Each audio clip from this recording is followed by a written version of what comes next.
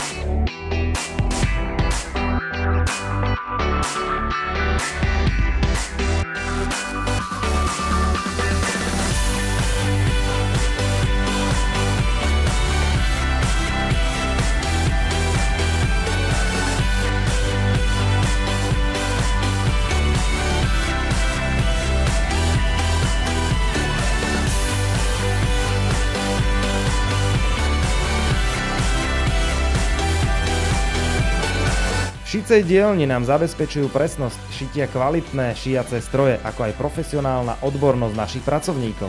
Poťahové látky a kože používame len od renomovaných firiem.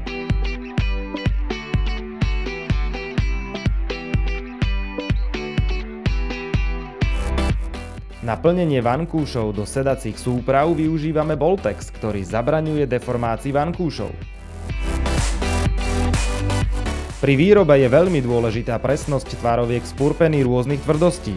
To nám zabezpečujú pracovníci na oddelení rezania a tvarovania.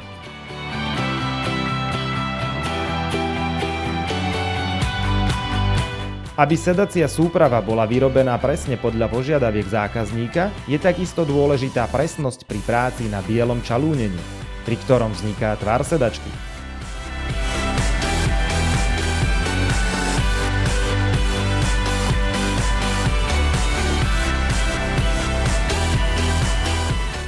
V čalúnickej dielni sa tvorí celkový dizajn na základe výberu látky alebo kože, ktorú si vyberie zákazník na našich predajných miestach. Odbornosť našich pracovníkov zabezpečuje vysokú kvalitu našich výrobkov.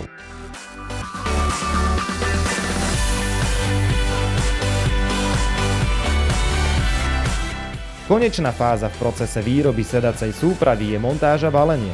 Tu sa sedačka najprv skontroluje, či vyhovuje vysokým požiadavkám našich zákazníkov. Po vykonaní dôslednej kontroly sa zabalí a je pripravená na expedíciu priamo k zákazníkovi domov.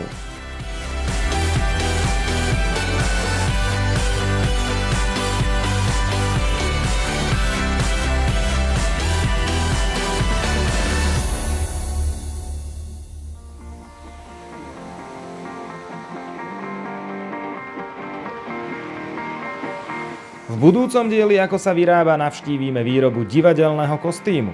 Sledujte nás, zdieľajte či lajkujte. www.akosavyrába.sk